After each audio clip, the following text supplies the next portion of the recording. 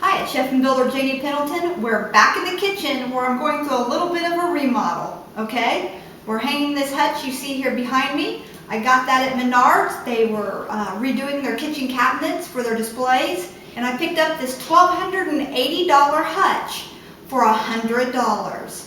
So be sure and check out kitchen stores when they're doing their remodels of their kitchen displays. You can pick up some really good deals. They're selling their kitchens with the granite countertops. Kitchens with granite countertops for $2,400. And these are beautiful custom kitchens. Alright, so check out the local Menards because they are changing out their countertops this week, and their kitchens, their displays. So again, I got this big hutch. I made an offer on it. They had it discounted down and I made an offer on it for $100 and the lady said, I'll take it. She said, we just got to get all this stuff moved so we can get the new kitchens in.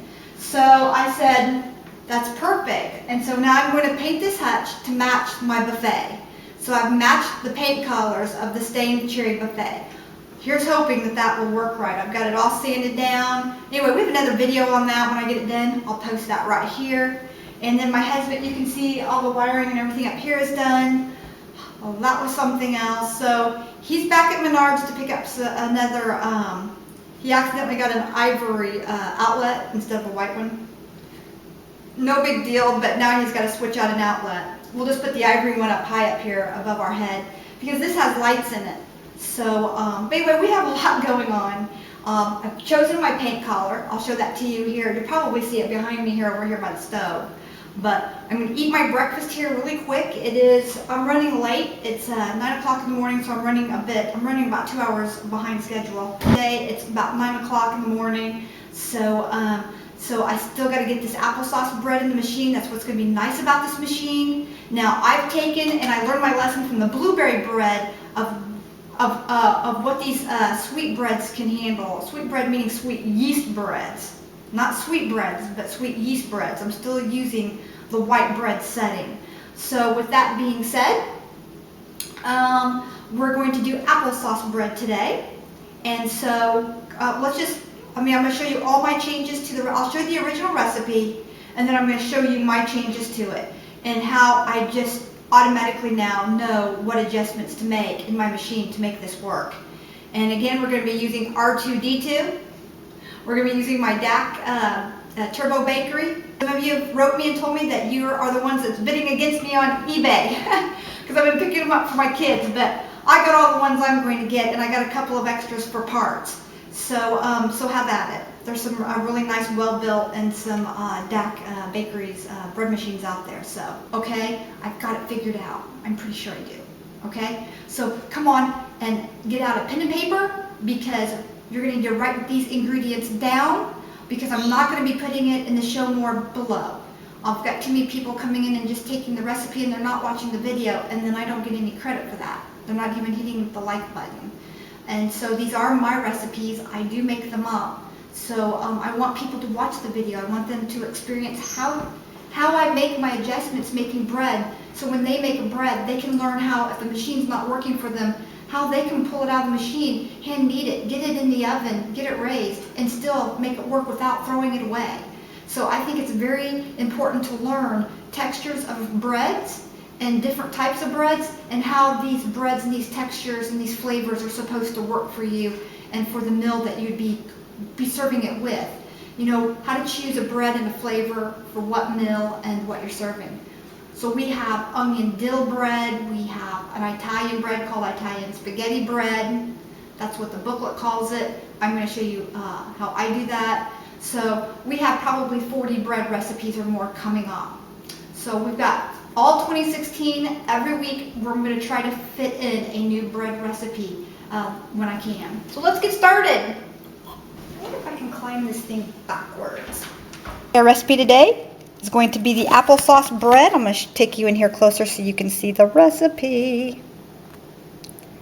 All right, there's the recipe. The original recipe called for a package of yeast, 2 1/4 cups of bread flour, 3/4 cup of wheat flour. You know what? Toss it. That's not what we're doing. That's not what we're doing. All right, so what I've done here is I've broke out my bread machine. My bread machine is a 1.5 pound tub. So keep that in mind. Make your adjustments. In my machine, the dry ingredients like yeast goes in first. And most bread machines would be the wet ingredients go in first. But mine calls for the dry ingredients, so be sure and read your directions on your machine. Now really my machine doesn't matter, either way it works, but I'm going to follow the directions. This is the blower, as I've discussed before. I've got the bowl in here. I made sure to put the rubber ring in. I was sure to put in the paddle. I've got my bowl locked in place. It's clean, it's ready to rock and roll. I've got my time set. Sorry, my butter fell down into my flour because it melted while I was doing this. Okay, so to start out with, we are starting out with 1 package of bread yeast or instant yeast, same thing. Rapid rise yeast, same thing. And that's 1 package or 2 1/4 teaspoons of yeast. And we're just going to drop that in first.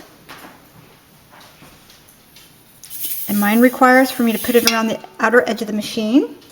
Now, this recipe, just like the rest of them, calls for straight up bread flour, but I find I get better texture if I go with a 1/4 cup of the bread flour and 2 cups of all-purpose flour. So that will go in next.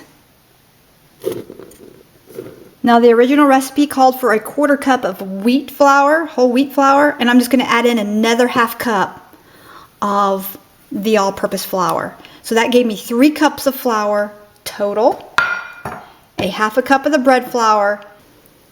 We're just going to put in a 1/2 teaspoon of salt. We're going to put in 4 tablespoons of sugar. Here I've got a 1/2 teaspoon of cinnamon, and also inside of here I also put in a 1/4 teaspoon of this apple pie spice. And we're just going to sprinkle that in. Ooh, that smells good. Good, good.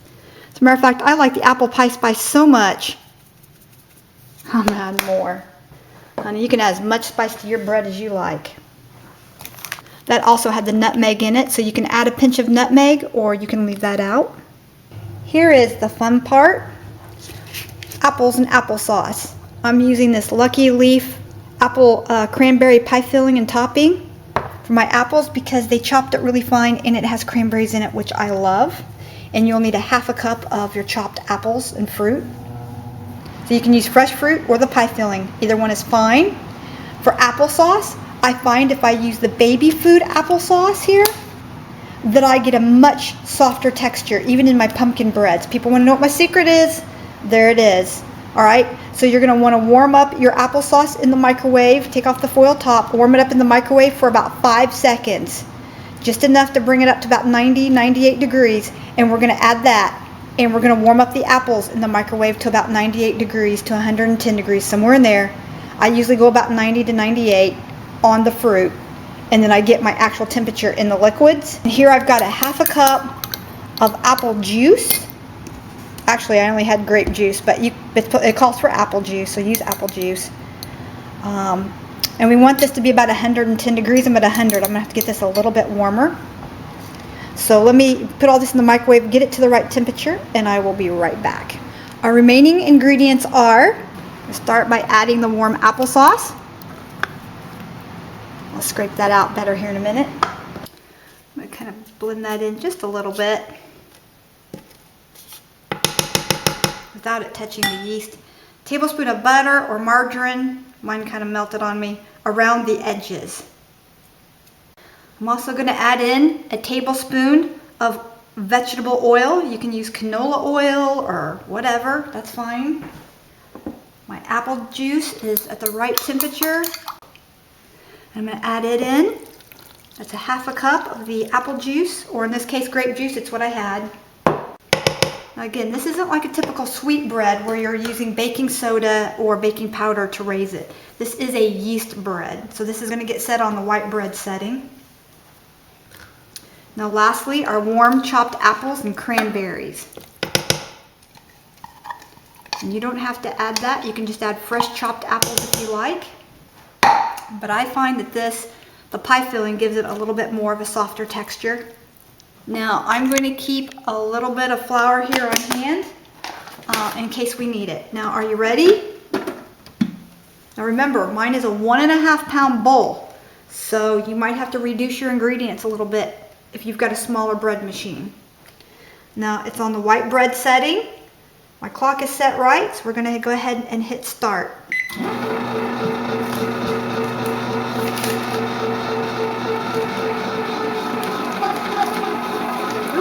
We're throwing the dust out. I don't want it to. You can clean it up a little bit here as you go.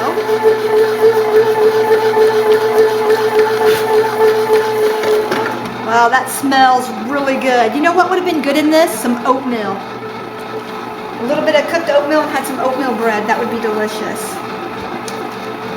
Another idea with this bread is that you could looks like it's going to be a little on the sticky side. That's fine. You can add a little bit of flour. You can make that adjustment. There we go. That was about another 1/4 cup. There we go.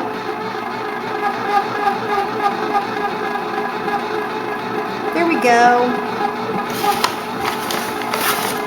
Again, like I said, using their ingredients and their measurements, I knew I'd probably need a little bit extra here and there. There we go. That should do it. I'm not adding any more than that. So I added about another 1/4 cup of flour. You can clean the sides of the bowl, that's fine.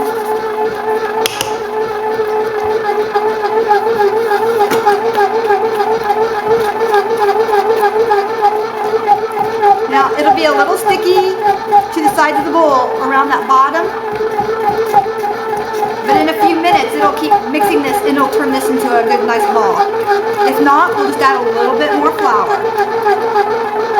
We'll close the lid, keep that warmth in. The lid keeps that warmth in.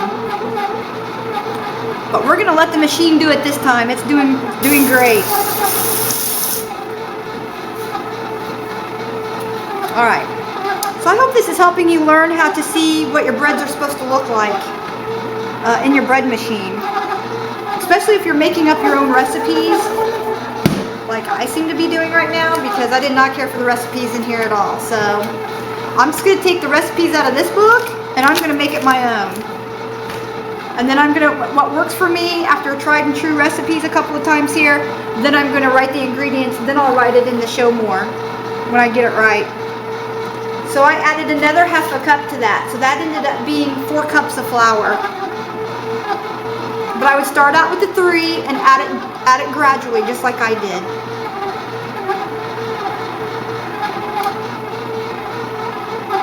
You could probably stand to use a little bit more flour, but I want it to be a nice soft loaf, not a really hard loaf. So I'm going to leave it at that right there, and I'm just going to let it go. All right. We'll see you back here when this is done. I hope you're enjoying this bread series. I hope you're enjoying learning how to use your bread machine, especially your DAK turbo baker.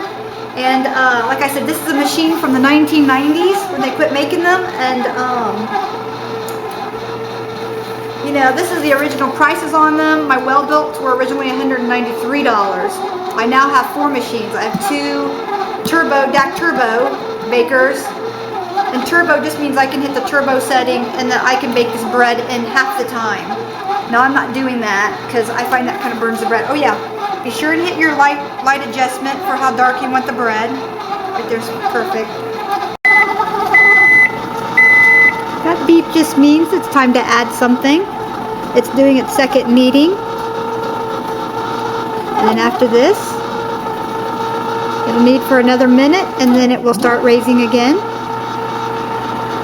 Looking really good. It did shred the apples and the cranberries in here, so if you want to add some whole cranberries, now's a really good time to do that. I think I will do that. There you go. It'll be in its final raising. It looks nice and smooth. It looks perfect.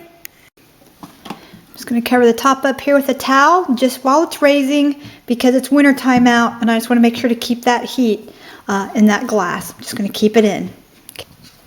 Again, that gives us a nice soft crust. We don't want a hard crust on our bread. No, we don't. And we're just going to On plenty here. This will also help this to slide out. Let that kind of melt down and around that edge.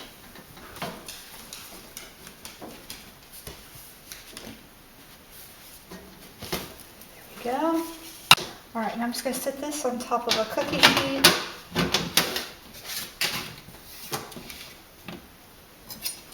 John says he can't wait. He's going to have a piece, so here we go. I'm going to try not to crush it since it's pretty soft. Yeah. Don't forget to get the paddle out of it. That's really good. Applesauce yeast bread. Again, this is not a sweet bread, it's a yeast bread. And I would give that a 10. That's really good. For a yeast bread flavoring, that's good. I cut into it, it was still, I thought it was a little too soft. I figured it probably wasn't dead in the middle, so.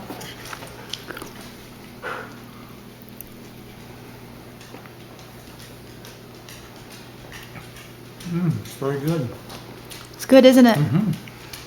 Now, you know, you put the apples and stuff in there, but there's no apple chunks. It pretty much pulverizes that. But it has a nice cinnamon apple flavor to it, doesn't it? Yes, it does. Mm-hmm. It's like lightly sweetened. Mm-hmm. I think this bread would be really good rolled out with some brown sugar, butter, and cinnamon. Rolled back up and baked in a glass dish in the oven, 350 for about a half an hour, and you'd have a beautiful cinnamon swirl bread. It's very good.